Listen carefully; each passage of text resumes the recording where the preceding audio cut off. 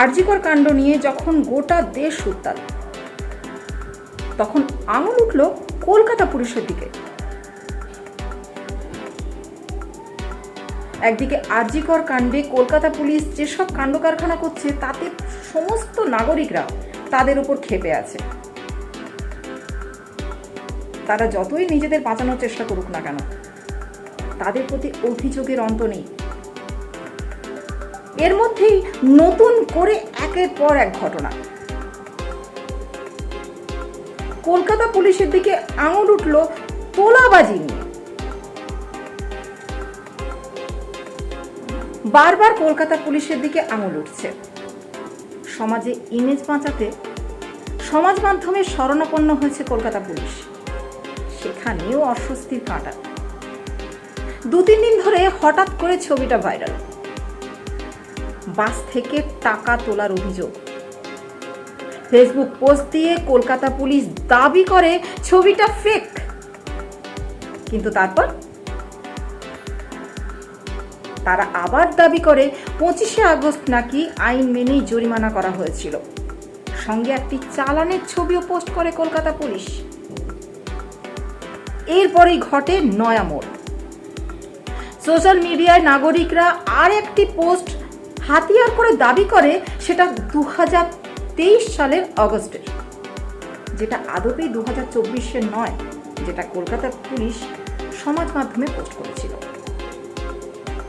বেহালায় লরির ধাক্কায় ছাত্র মৃত্যুর কদিন পরকারই ঘটনা এটা। এই পোস্টটি করার পর তড়িঘড়ি কলকাতা পুলিশ সমাজ মাধ্যম থেকে তাদের করা পোস্টটা ডিলিট করে দেয়।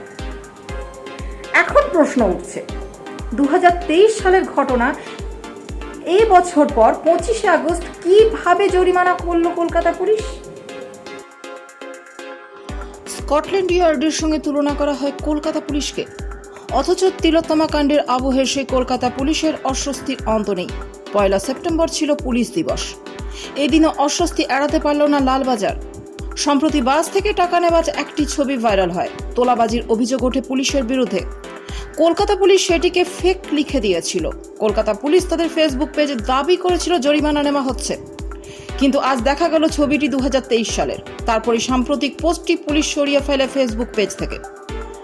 কলকাতা পুলিশের অস্বস্তি এক সিভিক ভলেন্টিয়ার তিলোত্তমার খুন ধর্ষণে অভিযুক্ত। সেই অভিযুক্ত গ্রেপ্তার হন ব্যাটালিয়নের ব্যারাক থেকেই। কলকাতা পুলিশের অস্বস্তি 2।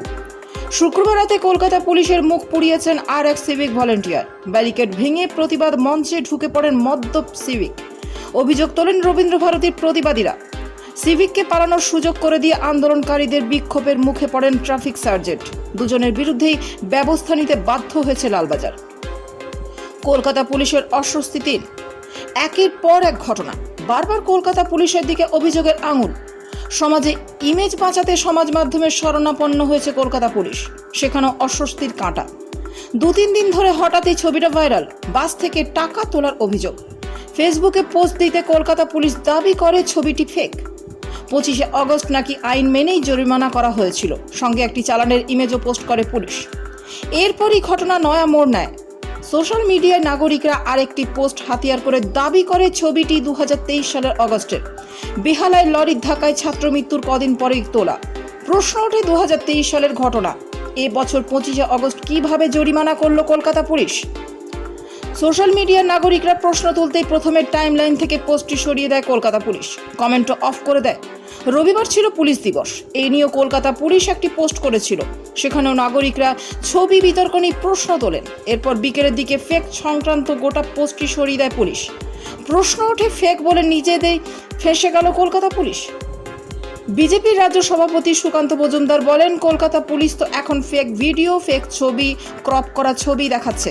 পুলিশের মুখ এত কালো হয়ে গিয়েছে, ফেক ছাড়া আর কিছু চলবে না।